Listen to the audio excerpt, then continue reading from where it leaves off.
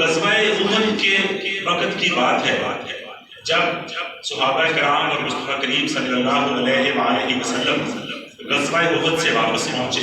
تو جو میری طرف رکھیں 10-15 منٹ کی گفتگو ہوتی ہے، لیکن اگر آپ ادھر ادھر دیکھیں گے نا تو پھر وہ بات کرنے کا مزہ نہیں آتا. لگ رہا ہوتا ہے کہ کوئی ادھر ادھر دھیان جا رہا ہے.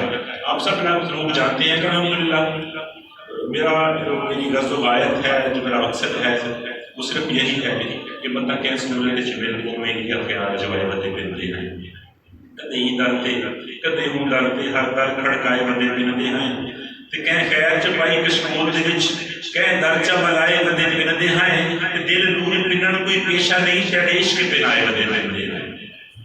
خصوصی خطابت کا تو شوق نہیں، نہ کوئی اپنی وہ خطابت کا روپ جمانے کی یا کوئی ایسی اور غرض و غایت ہے. صرف خیال یہ ہے کہ منہ سے نکلا ہوا جملہ اگر بارگاہ مصطفیٰ میں شرف قبولیت اختیار کر گیا تو وہ آپ کی بھی اور میری بھی نجات کا سبب بن جائے گا.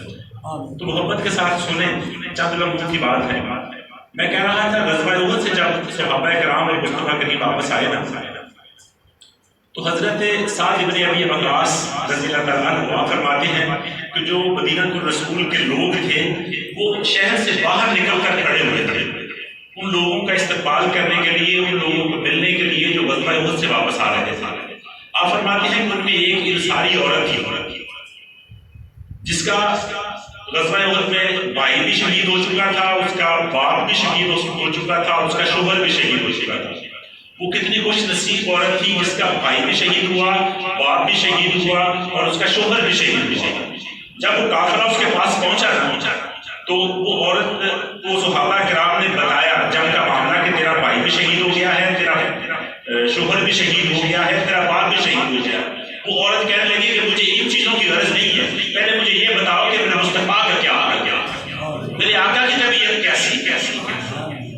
وہ صحابہ کہنے لگے کہ مصطفیٰ کریم اللہ کے فضل و کرم سے بالکل تندرست ہے. وہ عورت کہنے لگی کہ مجھے مصطفیٰ کریم کی ذرا زیارت کروا دینا تاکہ میرے دل کو تسلی ہو جائے، مجھے سکون مل جائے، مجھے اطمینان مل جائے کہ دونوں جہاں کی رحمت اپنی صحت کے ساتھ بالکل ٹھیک ہے. صحابہ نے اشارہ کیا کہ وہ سرکار مدینہ کھڑے ہیں. اس عورت نے جب مصطفیٰ کریم کی طرف دیکھا تو فوراً اس کے منہ سے یہ بے ساختہ نکلا، کہنے لگی آپ کو دیکھنے کے بعد جتنی بھی مصیبتیں ہیں وہ کوئی اہمیت نہیں کرتی.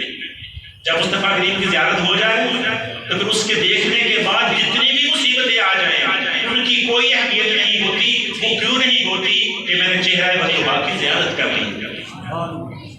اس عورت کا بھی یہی عقیدہ تھا. امام احمد رضا خان بریلوی آپ لکھتے ہیں کہ وہ جو نہ تھے تو کچھ نہ تھا، وہ جو نہ ہوں تو کچھ نہ ہو.